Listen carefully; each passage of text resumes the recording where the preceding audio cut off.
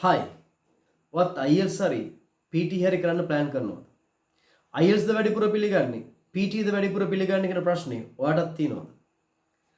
IELTS official website එක කියනවා over 12,500 organizations ඒගොල්ලන්ගේ test results පිළිගන්නවා කියලා.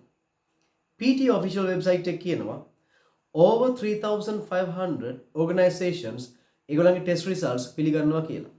එතකොට ඔයාගේ ඉංග්‍රීසි දැනුම ප්‍රූව් කරන්න සහතිකයක් විදියට ඔයාලට මේ එක්සෑම්ස් දෙකෙන් ඕන එකක් කරන්න පුළුවන්.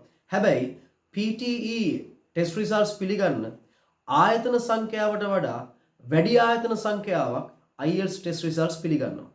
එතකොට ඔයාගේ ඒජන්ට් එක කතා කරන්න, ඔයාගේ යුනිවර්සිටි එක හෝ කොලෙජ් එකත් එක්ක කතා කරන්න බලන්න ඒගොල්ලන්ගේ රික්වයර්මන්ට් එක මොකක්ද කියලා.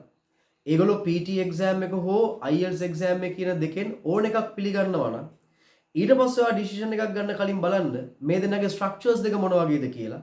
ඊට පස්සේ ඔයා ඩිසයිඩ් කරන්න ඔයාගේ වර්තමාන දැනුමයි ඔයාගේ desired band score එක අවශ්‍ය ස්කෝර් එකයි ඊට පස්සේ ඔයාට ලෑස්ති වෙන තියෙන වෙලාවයි එක්කලා මේ එක්සෑම් ස්ට්‍රක්චර්ස් දෙකෙන් ඔයාට වැඩිපුර සූට් වෙන්නේ වැඩිපුර ගැලපෙන්නේ මොන එක්සෑම් එකද කියලා ඊට පස්සේ ඔයා සිලෙක්ට් කරන්න.